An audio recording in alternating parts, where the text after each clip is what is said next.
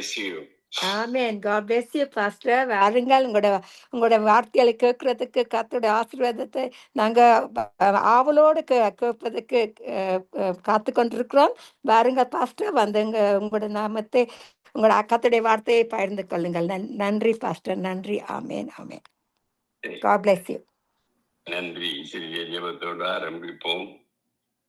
அன்பின் பரலோக தகப்பனே, இந்த நாளிலும் சுவாமி இணைந்த நித்திய வெளிச்ச நேரத்தோடு இணைந்து கொள்ள நீர் செய்த உதவிக்காய் கோடான கோடி தோசரம் தோசரம் தோசரம் தோசரம் சுவாமி. இந்த நிமிஷம் வரைக்கும் ஆண்டவரே உமது ஆவியினால் ஆண்டவரை பயன்படுத்தி ஒவ்வொரு சகோதரின் சகோதரியையும் ஆண்டவரை உமது பாத்திரை வைக்கிறோம். ஆண்டவரே அவர்களையும் அன்போடு இந்த கால வேளையிலே ஆண்டவரே வாழ்த்தி வரவிருக்கின்றேன் சுவாமி. நடக்க போகின்ற காரியங்களையும் ஆண்டவரை ஆரம்பம் முதல் முடியும் வரை சுவாமி உமது பாதத்துல வைத்துட்டோம். ஆண்டவரே நீரே எல்லாவற்றையும் அழகாய் அலங்காரமாய் ஒரு விதமான இயற்கை செயற்கையுடைய தடைகளினால் ஆண்டவரே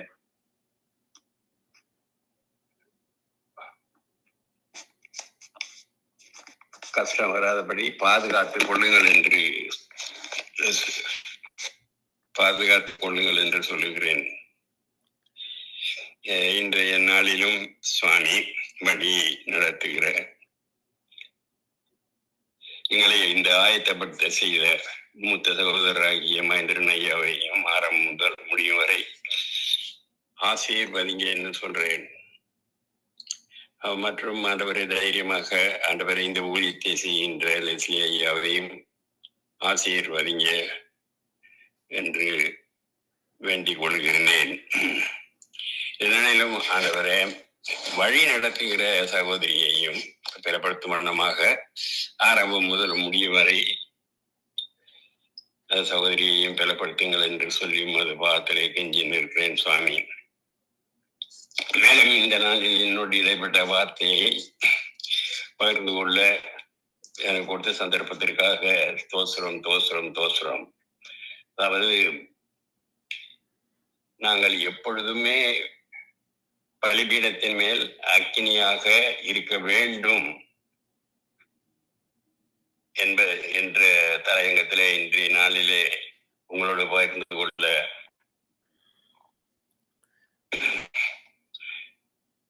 பரிசுத்த ஆவியானவரை கெஞ்சி கேட்கிறேன். பலிபீடத்தின் மேல் அக்கினி எப்பொழுதும் இருந்து கொண்டிருக்க வேண்டும்.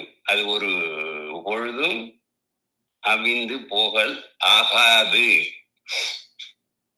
என்று லேவியராகமம் 6வது அதிகாரம் 13வது வசனத்திலே வாசிக்கின்றோம். உங்கள் உள்ளமாகிய பலிபீடத்தில் எப்பொழுதும் பரலோக அக்கினி பற்றி எரிந்து கொண்டே இருக்க வேண்டும். அது ஒருபொழுதும் அணைந்து போய்விடக் கூடாது. பழைய ஏற்பாட்டில் பலிபீடம்தான் பக்தர் தேவன் சந்திக்கின்ற ஒரு இடமாக இருந்தது. பலிபீடத்தில பலிகளையும் தகனம் பலிகளையும் கர்த்தருக்கு செலுத்திய பொழுது தேவன் அந்த சுகந்த வாசனையை முகந்தார் என்பதையும், மகிழ்ச்சியோடு அந்த பலிபீடத்தின் சுவாலையிலே இறங்கி வந்து தம்முடைய பிள்ளைகளோடு பேசினார் என்றும் பல வேளைகளிலே உடன்படிக்கை செய்தார் என்றும் காண்கின்றோம். முதலிலே பலிபீடம் கட்டின பக்தன் நோவாதான்.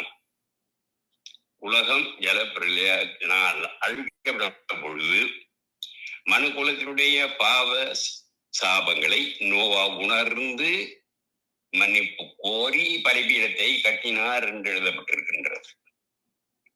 சுத்தமான மிருகங்களையும் சுத்தமான பறவைகளையும் தேவனுக்கென்று பலியிட்டார் என்ற ஆதியாகமும் 8வது அதிகாரத்திலே 20வது வசனத்திலே வாசிக்கின்றோம். அப்பொழுது ஆண்டவருடைய உள்ளம் மனு குலத்திற்காக பரிதபித்து கர்த்தர் அன்போடு நோவாவுடன் உடன்படிக்கை செய்து, இனி நான் மனுஷன் நிமித்தம் பூமியை சவிப்பது இல்லை. மனுஷனுடைய இருதயத்தின் நினைவுகள் அவன் சிறு வயது தொடங்கி பொல்லாங்காகவே இருந்தது. நான் இப்பொழுது செய்தது போல இனி சகல ஜீவன்களையும் சங்கரிப்பது இல்லை என்றார் என்று வேதம் கூறுகிறது. ஆதியாகமும் 8வது அதிகாரம் 21வது வசனத்திலே ஆபிரகாம் எப்பொழுதெல்லாம் கர்த்தரை சந்திக்க விரும்பினாரோ அப்பொழுதெல்லாம் பலிபீடத்தை கட்டினார் என்று ஆதியாகமம் 12வது அதிகாரம் 7வது வசனம் முதல் முறை, இரண்டாவதாக ஆதியாகமம் 12:8 2வது முறை, ஆதியாகமம் 13:4 3வது முறை, ஆதியாகமம் 13:18 4வது முறை, ஆனால் 5வது முறை அதான் மிக முக்கியமானது. கர்த்தருக்கு கீழ்ப்படிந்து தன்னுடைய சொந்த மகனையே பலி செலுத்தும்படியாக மோரியா மலையின் மேலே ஒரு பலிபீடத்தை கட்டினார் என்று வாசிக்கின்றோம். பலிபீடத்திலே ஆபிரகாம் ஈசாக்கை கட்டிய பொழுது அவருடைய உள்ளம் எவ்வளவு நொறுங்கி இருந்திருக்க கூடும். ஆனால் ஆண்டவர் பலி செய்து விடவில்லை. எந்த இடத்தில் ஈசாக்கு பலியாக கிடத்தப்பட்டிருந்தாரோ அதே இடத்துல அதிசயமான ஒரு ஆட்டு கடா பலி செலுத்தப்பட்டது. அது இயேசு கிறிஸ்துவின் சிலுவை பலிக்கு நிழலாட்டமாக இருந்தது என்று சொல்லுவது மிகையாகாது. இயேசு கிறிஸ்து உலகத்திலே பாவங்களை சுமந்து தீர்க்கின்ற ஒரு தேவ ஆட்டுக்குட்டியாக பலியானார். அப்போஸ்தலனாகிய பவுலும் தன்னை அர்ப்பணித்து கிறிஸ்துடனே கூட சிலுவையில் அறையப்பட்டேன், ஆயினும் பிழைத்திருக்கிறேன், இனி நான் அல்ல கிறிஸ்துவே எனக்குள் பிழைத்திருக்கிறார் என்று சொல்கிறார் என்று எழுதியிருக்கிறார் கலாத்தியர் 2:20. சகோதரர்களே, அன்பின் பிரியமான தேவ பிள்ளைகளே, நீங்கள் உங்கள் சரீரங்களை பரிசுத்த தேவனுக்கு பிரியமான ஜீவ பலியாக ஒப்பு கொடுக்க வேண்டும் என்று தேவனுடைய இரக்கங்களை முன்னிட்டு உங்களை வேண்டிக் கொள்ளுகின்றேன் என்று அப்போஸ்தலனாகிய பவுல் எழுதுகிறார் ரோமர் 12:1. ஆம், கிறிஸ்துவுடையவர்கள் தங்கள் மாம்சத்தையும் அதனுடைய ஆசை இச்சைகளையும் சிலுவையிலே அறைந்து இருக்கிறார்கள் என்று கலாத்தியர் 5வது அதிகாரத்தில் 24வது வசனத்திலே வாசிக்கின்றோம். புதிய ஏற்பாட்டிலே நீங்கள் கர்த்தருடைய பலிபீடங்களாக விளங்குகிறீர்கள். உங்களுடைய ஆவி, ஆத்மா, சரீரம் மூன்றையும் தேவனுடைய பலிபீடமாக அர்ப்பணித்து விட வேண்டும், ஜீவ பலியாக ஒப்பு கொடுத்து விட வேண்டும்.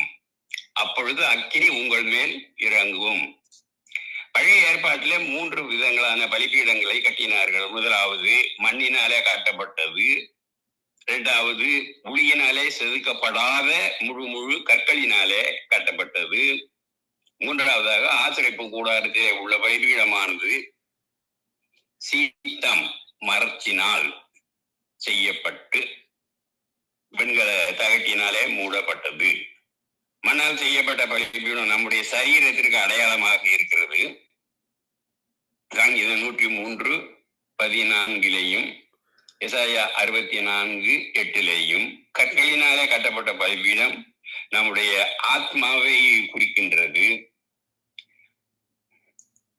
மரத்தினாலே செய்யப்பட்ட வெண்கலத்தினாலே போர்த்தப்பட்ட பலிபீடம் நம்முடைய ஆவியை குறிக்கின்றது. இன்றைக்கு ஆண்டவர், மகனே, உன் ஆவி, ஆத்மா, சரீரத்தை பலிபீடத்தின் மேலே சமர்ப்பித்து விடு, முற்றும் உன்னை அர்ப்பணித்து விடு. இன்றைக்கும் நான் உன்மேல் பரலோக அக்கினியை போல போகின்றேன், உன்னை அக்கினியினாலே நிரப்ப போகின்றேன். என் அபிஷேகத்தை நீ மீது அவில்லாதபடி ஊற்றவும் போகின்றேன். நீ எனக்காக பற்றி எரிய வேண்டும். நான் உன்னிலே போடுகின்ற அக்கினி ஒருபொழுதும் அணைந்து போகவே கூடாது என்று சொல்கிறார். கர்த்தர் உங்களுக்கு கொடுக்கும் பரிசுத்த ஆவியின் அக்கினி விலையேற பெற்றது.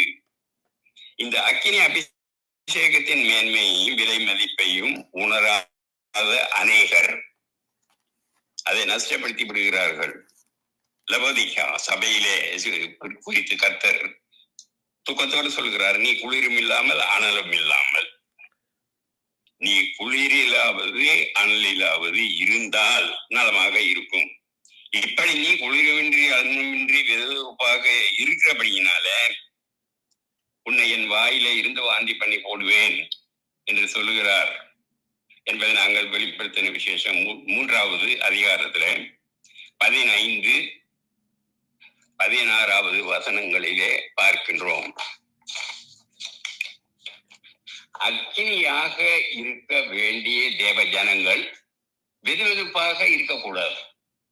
2 நினைவுகளினால் குந்தி குந்தி நடக்கவும் கூடாது. மங்கி எரிகின்ற திரியாக இருக்க கூடாது. தீவெட்டிகள் அணைந்து போன நிலையிலே இருந்த புத்தி இல்லாத கனிகளை போல இருக்க கூடாது. அக்கினி பற்றி எரிய வேண்டும். குணசாலியான ஸ்ரீயின் விளக்கு இரவிலேயும் அணையாதிருக்கும் என்று நீதிமொழிகள் 31வது அதிகாரம் 18வது வசனத்திலே வாசிக்கின்றோம். இரவிலும் கூட கர்த்தருடைய அன்பு ஊக்கமான ஜெபம் உங்கள் உள்ளத்தில் அக்னியாக பற்றி எரிந்து கொண்டே இருக்க வேண்டும். ஸ்மித் வில்கின்ஸ்பர்க் என்ற தேவனுடைய மனிதன் எப்பொழுதும் உற்சாகமாக கர்த்தரை துதித்துக் கொண்டே இருப்பாராம். 5 நிமிடம் கூட என்னால் தேவனுடைய பிரசனத்தை இழந்து வாழ முடியாது என்று சொன்னார். அவருடைய கை பையில எப்பொழுதுமே ஒரு சிறிய வேதாக புத்தகத்தை வைத்திருப்பாராம். 15 நிமிடங்களுக்கு ஒரு முறையாவது அதை எடுத்து வாசித்து தேவனை தோத்தரித்து ஆனால் மூட்டிக் கொண்டே இருப்பாராம். இதனால் தான் அவராலே மரித்த 23 பேரை உயிரோடு எழுப்ப முடிந்தது. ஒரு முறை சுதர்சிங்கை ஒரு வீட்டார் மதிய உணவிற்கு அழைத்திருந்தார்களாம். அவர் சரியான நேரத்துக்கு போய் சேர்ந்தார். ஆனால் அந்த வீட்டிலேயோ ஐயா சமையல் வேலை இன்னும் முடியவில்லை, ஒரு 15 நிமிடங்கள் பொறுத்திருங்கள் என்று அவரிடம் சொன்னார்களாம். கொஞ்ச நேரம் பொறுத்து அவரை பார்க்க வந்த பொழுது அவர் அங்கே இல்லையாம். ஒரு மூலையிலே போய் நேரம் முழங்காலில் நின்று ஜெபித்துக் கொண்டிருந்தாராம். ஒரு நிமிடத்தை கூட அவர் வீணாக்க விரும்பவில்லையாம். உள்ளமாகிய பலிபீடத்துல எப்பொழுதும் அக்கினி பற்றி எரிந்து கொண்டே இருக்க வேண்டும் என்று அவர் வாஞ்சித்தார். உங்களில் அக்கினியை அளவில்லாதபடி போடும்படியாக இயேசு கிறிஸ்து எவ்வளவு தியாகம் செய்தார். அவர் அதற்காகவே இந்த பூமிக்கு வந்தார். அதற்காகவே சிலுவை மரணத்தை மகிழ்ச்சியாக ஏற்றுக்கொண்டார். பூமியின் மேல் அக்கினியை போட வந்தேன், அது இப்பொழுதை பற்றி எரிய வேண்டும் என்று விரும்புகிறேன். ஆனாலும் நான் முழுக வேண்டிய ஒரு ஸ்தானமும் உண்டு. அது முடியும் அளவு எவ்வளவோ காரியங்களினாலே நெருக்கப்படுகின்றேன் என்று லூக்கா எழுதிய சுவிசேஷம் 12வது அதிகாரத்திலே 49, 50வது வசனத்திலே வாசிக்கின்றோம். பூமியின் மேல் அக்கினியை போடுவதற்கு முன்பாக அவர் கல்வாரி சிலுவையின் மரணத்தின் வழியாக கடந்து போக வேண்டியதாயிற்று. குற்றமில்லாத மாசற்ற ஆட்டுக்குட்டியாக அரிக்கப்பட்டு நொறுக்கப்பட்டு இருக்க வேண்டியதாக இருந்தது. அந்த இரத்தத்தினால் அவர் உங்களை கழுவி பரிசுத்தம் பண்ணி பின்புதான் கர்த்தருடைய அக்கினியை உங்கள் உள்ளமாக்கிய பாத்திரத்திலே ஊற்ற அவராலே முடியும். பலிபீடத்தின் மேல முதலாவது அக்கினியை போட வேண்டும். 2வது அக்கினி அணைந்து விடாதபடி தொடர்ந்து பற்றி எரிய செய்ய வேண்டும். இன்றைக்கு கர்த்தருடைய அக்கினி உங்களுக்கு விழும்படியாக நீங்கள் செய்ய வேண்டியது என்ன? அதை நாங்கள் 1 ராஜாக்கள் 18ஆம் அதிகாரத்திலே கற்றுக்கொள்ள போகின்றோம். அங்கே இஸ்ரவேல் தேசத்திலே கார்மேல் பர்வத்திலே இருக்கிற 450 பால் தீர்க்கதரிசிகள் அங்கே நின்று கொண்டு இருந்தார்கள். எலியா தனியாக மன உறுதியோடு அந்த கார்மேல் பர்வத்தின் மேலே ஏறுகிறார். அவர் உள்ளதிலே கர்த்தருக்கான பக்தி வைராக்கியம் அக்கினி பற்றி எரிந்து கொண்டே இருக்கிறது. கர்த்தரே தேவன் என்று நிரூபிக்க வேண்டும். முழங்கால்கள் யாவும் அவருக்கு முன்பாக முடங்க வேண்டும். நாவுகள் யாவும் கர்த்தரே தேவன் என்று அறிக்கையிட வேண்டும் என்ற ஆத்மபாரம் அவருடைய உள்ளத்திலே அக்கினியாக பற்றி எரிந்தது. கார்மேல் பருவத்தில் எலியா இஸ்ரவேல் ஜனங்களை பார்த்து சவால் விட்டு கேட்கிறார், யாரை பின்பற்றுகிறீர்கள்? கர்த்தர் தெய்வமானால் அவரை பின்பற்றுங்கள், பால் தெய்வமானால் அவனை பின்பற்றுங்கள். உலக சிநேகமும் வேண்டும், கர்த்தருடைய அன்பு வேண்டும் என்று இரண்டு நினைவுகளிலே குந்தி குந்தி நடந்து கொண்டு இருக்க முடியாது. ஒன்றை தெரிந்து கொள்ளுங்கள். யோசுவாவும் கூட அப்படித்தான் இஸ்ரவேல் ஜனங்களை பார்த்து கேட்கிறார், கர்த்தரை தெரிந்து கொள்வீர்களா அல்லது நதிக்கு அப்பாற்பட்ட புறஜாதி தெய்வங்களை தெரிந்து கொள்வீர்களா? நானும் என் வீட்டாருமோ என்றால் கர்த்தரையே சேவிப்போம் என்று அவர் சொன்னார். யோசுவா 24வது அதிகாரம் 15வது வசனம் அவனமாக கூறுகிறது. ஒரு பக்கம் எலியாவும் மறுபக்கத்தை வால் தீர்க்க தரிசியிலும் தங்களுக்கென்று பலி பீடத்தை கட்டினார்கள். பால் தீர்க்க தரிசி காலையில இருந்து மாலை வரைக்கும் பாலை கூப்பிட்டு கூப்பிட்டு கூப்பிட்டு கொண்டே இருந்தார்கள். ஆனால் பலிபீடத்தில் அக்கினி இறங்கவில்லை. அந்தி பலி செலுத்த வேண்டிய நேரத்திலே எலியா ஜெபம் பண்ணின பொழுது அக்கினி வானத்திலே இருந்து இறங்கி வந்து அக்கினியை இறங்க பண்ணின அவர் செய்த சில காரியங்களை நாமும் செய்தால் நிச்சயமாகவே அக்கினி இறங்கும். நம்முடைய தேவன் பட்சபாதம் உள்ளவர் அல்ல என்று அப்போஸ்தலர்கள் 10:34 வாசிக்கின்றோம். முதலாவதாக தேவனுடைய காரியங்களை விட்டு சேருங்கள். அப்பொழுது எலியா சகல ஜனங்களையும் நோக்கி என்கிட்டே வாருங்கள் என்றான் என்ற 1 ராஜாக்கள் 18:30. என் கர்த்தருக்கு தூரமாக ஏன் இருக்கிறீர்கள்? கிட்டே வாருங்கள், சமீபமாக வாருங்கள், இன்று கிட்டே சேர்ந்து கொள்வோம். பாடுபட்ட நாயகா, இன்னும் கிட்டே சேர்ந்து கொள்வோம், ஜீவனை தந்த இரட்சகரா என்று பக்தனுடைய உள்ளம் உருகி பாடுகிறார். கல்வாரி அண்டே கிட்டி சேருங்கள், கிருபாசனத்தின் அண்டே வாருங்கள், நம் கர்த்தர் ஒருவருக்கு நீங்கள் தூரமானவர்கள் அல்ல என்ற அப்போஸ்தலர்கள் நடவடிக்கையில 17வது அதிகாரத்திலே 27வது வசனத்திலே வாசிக்கின்றோம். முன்னே தூரமாய் இருந்த நீங்கள் இப்பொழுது கிறிஸ்துவின் இரத்தத்திலே சமீபமாக இருக்கிறீர்கள் என்ற எபேசியர் 2:13 வாசிக்கின்றோம். ஆம், முன்னே அந்நியரும் பரதேசிகளுமாக இருந்தோம், இஸ்ரவேலின் காணிக்கைக்கு புறம்பாக இருந்தோம், காட்டு ஒளிவ மரங்களைப் போல இருந்தோம், விரும்பியதை செய்து கோப ஆக்கினையின் பிள்ளையாக இருந்தோம். கிறிஸ்து நமக்காக நம்முடைய இரத்தத்தை சிந்தி அன்பின் கயிறுகளினாலே நம்மண்டை அவர் அண்டையிலே எம்மை இழுத்து கொண்டார். தேவன் இடத்திலே சேருங்கள், அப்பொழுது உங்களிடத்தில் அவர் சேர்வார் என்று யாக்கோபு 4:8 வாசிக்கின்றோம். நீங்கள் கர்த்தரோடு இருந்தால் அவர் உங்களோடு இருப்பார். நீங்கள் அவரை தேடினால் உங்களுக்கு வெளிப்படுத்துவார். அவரை விட்டு விடுவீர்களே ஆனால் அவர் உங்களை விட்டு விலகி விடுவார் என்ற 2 நாளாகம் 15:2வது வசனத்திலே வாசிக்கின்றோம். கர்த்தரை கிட்டி சேராதபடி அவரை தேடாதபடி அசட்டையாக வாழும் பொழுது அக்கினி அணைந்து போய் குளிர்ந்து போய் விடுகிறது. பல பாவ போராட்டங்களிலே சிக்கிக் கொள்கிறீர்கள். என்ன செய்வது என்று அறியாதபடி கலங்குகிறீர்கள். தேவ பிள்ளையிலே கர்த்தரை தேட ஒப்பு கொடுங்கள், அப்பொழுது கண்டடைவீர்கள். அவரை கிட்டி சேருங்கள், அவர் உங்களை கிட்டி சேருவார். 2வது பலிபீடத்தை செப்பனிடுங்கள், பலிபீடத்தை செப்பனிடுங்கள். சகல ஜனங்களும் அவன்கிட்ட வந்த பொழுது தவிர்க்கப்பட்ட கர்த்தருடைய பலிபீடத்தை அவன் செப்பனிட்டு என்று 1 ராஜாக்கள் 18:30வது வசனத்திலே வாசிக்கின்றோம். ஐயோ, கர்த்தருடைய பலிபீடம் தகர்க்கப்பட்டு கிடக்கிறதே. பலிபீடம் தேவனுடைய பக்தரோடு உடன்படிக்கை செய்த இடம் அல்லவா? அக்கினி பற்றி எரிகின்ற இடம் அல்லவா? அது ஒருவேளை எசபேல் என்கின்ற கொடிய ராணி அதை தவிர்ப்பதற்கு உத்தரவு கொடுத்திருப்பாளோ? தேவனுடைய பிள்ளைகளே, உங்களுடைய ஜெப பலிபீடம், குடும்ப பலிபீடம் ஒருபொழுதும் தகர்ந்து போக கூடாது. கோணானவைகளில் செவ்விகளாக்கப்படும். தாறுமாறானவைகளை சீர்படுத்தப்பட வேண்டும். பலிபீடத்தை செப்பனிடும் பொழுதுதான் அக்கினி இறங்கி வரும். ஆகையால் நீங்கள் என்னை நினையாமல் இருந்து விழுந்தது என்பதை நினைத்து மனம் திரும்பி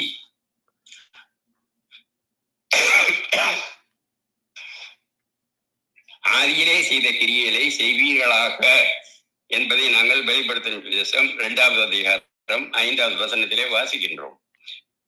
இயேசு கிறிஸ்து சீசர்களை அழைத்த பொழுது அவர்கள் வலையை பழுது பார்த்து கொண்டு இருந்தார்களாம். ஓட்டை வலையிலே மீன் தங்காது. தகுந்த பலிபீடத்திலே அக்கினி இறங்காது. இரகசிய பாவங்களோடு வாழ்கின்ற மனிதனை தேவனால் பயன்படுத்த முடியாது. வேல்ஸ் தேசத்திலே 1904 ஆண்டு ஒரு பெரிய எழுப்புதல் அக்கினி பற்றி எரிவதற்கு காரணமாக இருந்த ஈவான் ராபர்ட் என்கின்ற வாலிபன் ஒரு இடத்துல பிரசங்கம் பண்ண சென்று கொண்டிருந்தாராம். குதிரையின் மேல் ஏறி கர்த்தர் அவனுடைய குறைகளை அவனுக்கு காண்பிக்கிறார். உடனே அவன் குதிரையிலே இருந்து இறங்கி தனியான ஒரு இடத்துல பல மணி நேரங்கள் தன்னுடைய குறைகளை எல்லாம் கதறி அழுது அறிக்கையிட்டாராம். அன்று இரவு அவர் பிரசங்கித்த பொழுது பரிசுத்த ஆவியானவர் அக்கினி அளவில்லாமல் இறங்கியது. ஒரு பெரிய எழுப்புதல் ஏற்பட்டது. கவனிங்கள். 3வதாக இஸ்ரவேல் என்ற பெயரை சூட்டினார். இஸ்ரவேல் என்கின்ற பெயரை சூட்டினார். உனக்கு இஸ்ரவேல் என்று பெயர் இருப்பதாக என்று சொல்லி அதனுடைய வார்த்தையை பெற்ற யாக்கோப்புடைய குமாரனால் உண்டான கோத்திரங்களுடைய இலக்கத்தின்படியே 12 கற்களை எடுத்த என்று 1 ராஜாக்கள் 18:31 வாசிக்கின்றோம். இஸ்ரவேல் என்ற பெயர் தேவ பிரபு என்று அர்த்தம் கொள்ளலாம். மனிதனோடும் தேவனோடும் போராடி மேற்கொண்டவன் என்று அர்த்தம். உங்களுக்குள் இருக்கின்ற எத்தனாகிய யாக்கோப்பு மாறி இஸ்ரவேல் என்கின்ற தேவ பிரபு எழும்பி வர வேண்டும். இன்றைக்கு கர்த்தர் உங்களுக்கு இஸ்ரவேல் என்கின்ற ஒரு புதிய நாமத்தை தரிப்பித்திருக்கிறார். இனி உங்களுடைய சாதாரணமான ஜீவியம் மாறி போராடி மேற்கொண்டவர்களாக இருப்பீர்கள். வான மண்டலத்தில் உள்ள பொல்லாத ஆவிகளின் சேனைகளோடு யுத்தம் செய்து ஜெயங்கொண்ட பரிசுத்தவான்களாக விளங்குவீர்கள். அதுவரை புறஜாதியார்கள் நாடாயிருந்த கானான் தேவ பிரபு என்ற அர்த்தம் கொள்ளும் விதத்திலே இஸ்ரவேல் தேசமாக மாறினது. தேவனோடும் மனுஷரோடும் போராடுகின்ற இஸ்ரவேலர் அங்கிருந்து 7 ஜாதிகளையும் 37 ராஜாக்களையும் மேற்கொண்டு ஜெயங்கொண்டவர்களாக அந்த தேசத்தை சுதந்திரித்துக் கொண்டார்கள். பாலும் தேனும் ஓடுகின்ற வாழ்வு உங்களுக்கு உண்டு. பால் என்பது பரிசுத்தத்திற்கு ஒரு அடையாளம்.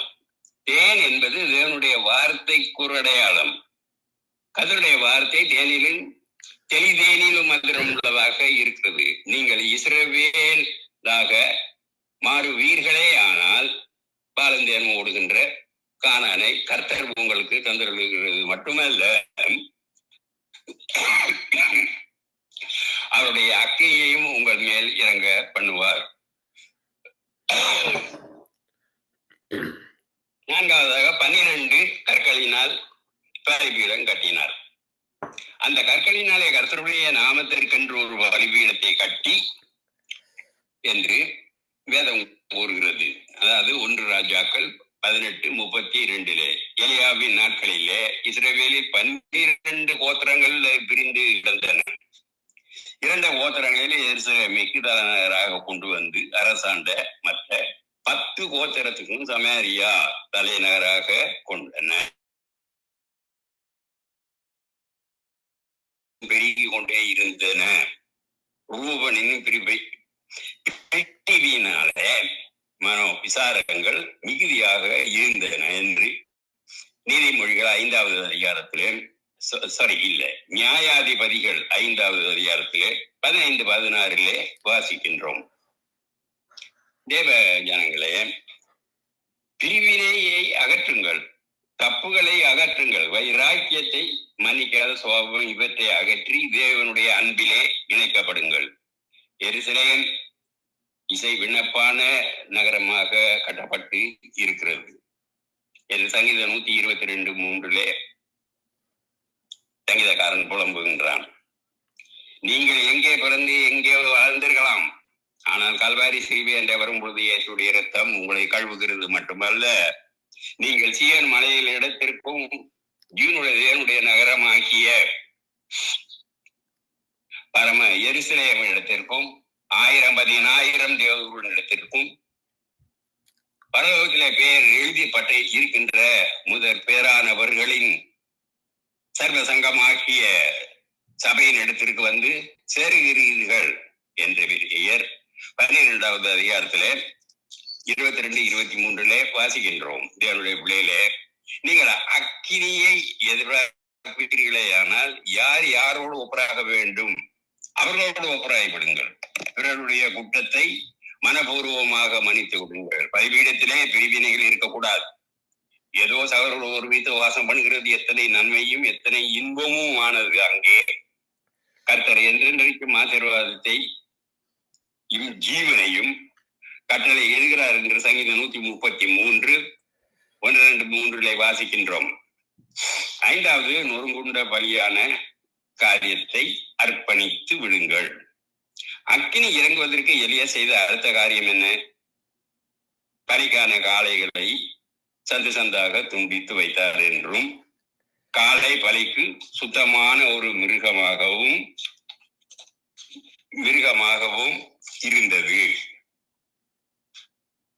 சுத்தம் உள்ளதும் விரி குழம்பு உள்ள மிருகங்களே கர்த்தருக்கு காணிக்கையாக செலுத்தப்பட வேண்டும் என்று யாத்திராகமம் 29:11 லேவியராகம் 4:4 வாசிக்கின்றோம். இன்றைக்கு தேவன் விரும்புகின்ற பலி என்ன? சங்கீதக்காரன் சொல்லுகிறார், தேவனுக்கு ஏற்கும் திகழ் நொறுங்குண்ட ஆவிதான். தேவன் நொறுங்குண்டதும் அருங்குண்டதுமான இதயத்தை நீர் உழக்கணியீர் என்று சங்கீதம் 51:17 வாசிக்கின்றோம். ஆகவே தேவனுடைய பிள்ளைகளே, உங்களை கர்த்தருடைய பலிபீடத்திலே நொறுங்குண்ட ஜீவ பலியாக ஒப்பு கொடுத்து விடுங்கள். மட்டுமல்ல, எலியா அந்த பலியின் மேல் தண்ணீரை கொண்டு வந்து ஊற்றும்படியாக சொல்லுகிறார். 4 குடம் வீதம் 3 முறை, மொத்தம் 12 குடம் தண்ணீர் தகன பணியின் மேலும் விறகுகளின் மேலும் ஊற்றப்பட்டது என்று 1 ராஜாக்கள் 18வது அதிகாரம் 34வது வசனத்திலே வாசிக்கின்றோம். தண்ணீர் ஊற்றுவது பாவ அறிக்கை செய்து இருதயத்தை ஊற்றுவதற்கு நிழலாட்டமாக இருக்கிறது என்று 1 சாமுவேல் 7:6 வாசிக்கின்றோம். எரேமியா தீர்க்கதரிசி சொல்லுகிறார், எழுந்திரு, ராத்திரியிலே உற்சாமத்தில் கூப்பிடு, ஆண்டவரின் சமூகத்திலே உன்னுடைய இருதயத்தை தண்ணீரை போல ஊற்றிவிடு என்று 2:19 வாசிக்கின்றோம். சங்கீதக்காரன் சொல்லுகிறார், அவர் சமூகத்திலே உங்கள் இருதயத்தை ஊற்றி விடுங்கள் என்று சங்கீதம் 62:8 வாசிக்கின்றோம். தேவனுடைய பிள்ளைகளே, நீங்கள் ஜெபிக்கும் பொழுது இருதயத்தை ஊற்றி ஜெபிக்க கற்று கொள்ளுங்கள். 6வதாக ஜெபியுங்கள், அக்கினி இறங்கி வரும் வரை ஜெபியுங்கள். எலியா வானத்திலே இருந்து அக்கினியை இறங்க பண்ணும்படியாக அந்தி பலியை செலுத்தும் நேரத்திலே அவன் ஜெபிக்கிற ஜெபத்தை 1 ராஜாக்கள் 18:36-37 வசனத்திலே காண்கின்றோம். ஒவ்வொன்றுக்கும் ஒவ்வொரு காலம் உண்டு. கர்த்தர் ஒவ்வொன்றையும் அதன் காலத்திலே நேர்த்தியாக செவ்வையாக செய்து முடிக்கின்றார். நீங்கள் அந்த வேலைக்காக காத்திருந்து ஜெபிக்க வேண்டும். அவசரப்பட்டு பொறுமை இழந்துவிட கூடாது. ஏற்ற காலத்துல தேவன் உங்களை உயர்த்தும்படியாக அவருடைய பலத்த கைக்குள் அடங்கி இருங்கள் என்று 1 பேதுரு 5வது அதிகாரம் 6வது வசனத்திலே வாசிக்கின்றோம். அந்தி பலி செலுத்தும் நேரம் மலையிலே 3ஆம் மணி. அந்தி பலியை குறித்து யாத்திராகமம் 29:39 வாசிக்கின்றோம். இயேசு கிறிஸ்து கல்வாரி சிலுவையிலே ஜீவனை கொடுத்ததும் அந்தி பலி செலுத்தும் நேரம்தான். நம் வாழ்க்கையின் நாட்களிலே உலக அக்கினி நாட்கள். மாம்சமான யாவர் மேலும் கர்த்தர் தமது ஆவியை அக்னியாக ஊற்றுகிற நாட்கள். அந்திபலி செலுத்துகிற நேரத்திலே எலியா ஒரு சிறிய ஜெபம் செய்தார். அந்த ஜெபத்தை செய்வதற்கு 1 நிமிடத்திற்கு குறைவான நேரமாகவே இருந்திருக்க கூடும். ஆபிரகாமும் ஈசாக்கும் யாக்கோப்பும் தேவனாகிய கர்த்தரே, இந்த இஸ்ரவேலிலே நீர் தேவன் என்றும் நான் உம்முடைய ஊழியக்காரன் என்றும் இந்த காரியங்கள் எல்லாம் உம்முடைய வார்த்தையின்படி செய்தேன் என்று இன்றைக்கு விளங்கப்படும்படியாக கர்த்தாவே, நீர் தேவனாகிய கர்த்தர் என்றும் தேவரீர் உங்கள் இருதயத்தை மறுபடியும் திருப்பினீர் என்றும் இந்த ஜனங்கள் அறியும்படிக்காக என்னை கேட்டருளும் என்று ஜெபிக்கின்றார்.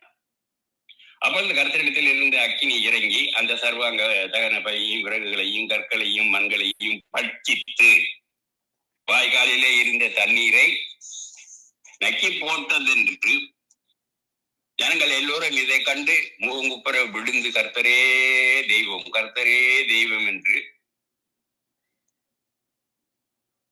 அழுதார்கள் என்று 1 ராஜாக்கள் 18வது அதிகாரத்திலே 36 இருந்து 39வது வசனம் வரைக்கும் வாசிக்கின்றோம். வேத்திலே பல ஜெபங்கள் உண்டு. எபேசின் ஜெபம் 1 நாளாகமும் 4, 9, 10 வாசிங்கள். எசேக்கியாவுடைய ஜெபம் எசாயா 38 2, 3 ஆயக்காரனின் ஜெபம் லூக்கா 18, 13 சிலுவையிலே அறையப்பட்ட கள்ளனின் ஜெபம் லூக்கா 23, 42 தேவனுடைய ஜெபம் அப்போஸ்தலர் 7, 60. அதே நேரம் எலியாவின் ஜெபமானது அக்கினியை கொண்டு வந்த ஜெபமாகும் என்பதை நாங்கள் 1 ராஜாக்கள் 18, 38வது வசனத்திலே வாசிக்கின்றோம். அக்கினியை இறங்க பண்ண வேண்டுமா? ஜெபியுங்கள். எழுப்புதலின் பெரு நதியை தேசத்திலே கொண்டு வர வேண்டுமா? ஜெபியுங்கள். கர்த்தருக்காக அரிய பெரிய காரியங்களை செய்த கர்த்தரே தேவன் என்று நிரூபிக்க வேண்டுமா? ஜெபியுங்கள். இதோ அக்கினி இறங்குவதற்கு ஆயத்தமாக இருக்கிறது. இக்காலம் உள்ள எலியா நீங்கள் தான் என்று நான் உங்களுக்கு சொல்ல ஆசைப்படுகின்றேன். நீங்களே அந்த எலியா. நான் தியானிக்கையிலே அக்கினி மூண்டது,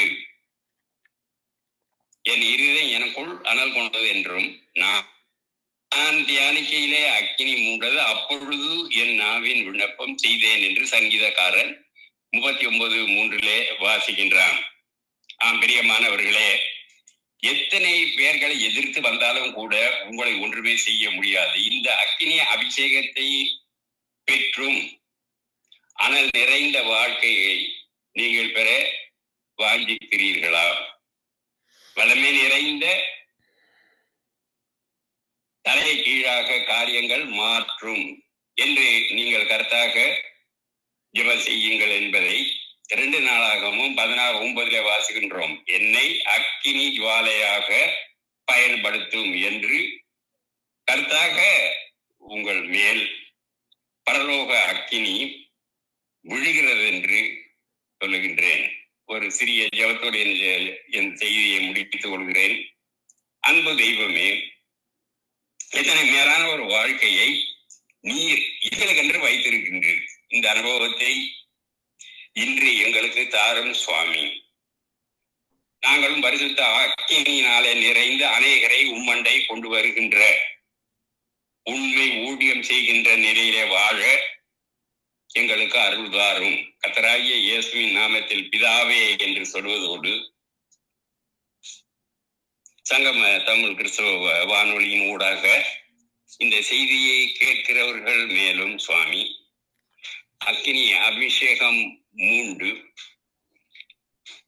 அவர்கள் கேட்கின்ற இந்த செய்திகளின் மூலம் அவர்களையும் பரிசுத்தப்படுத்த வேண்டும் என்று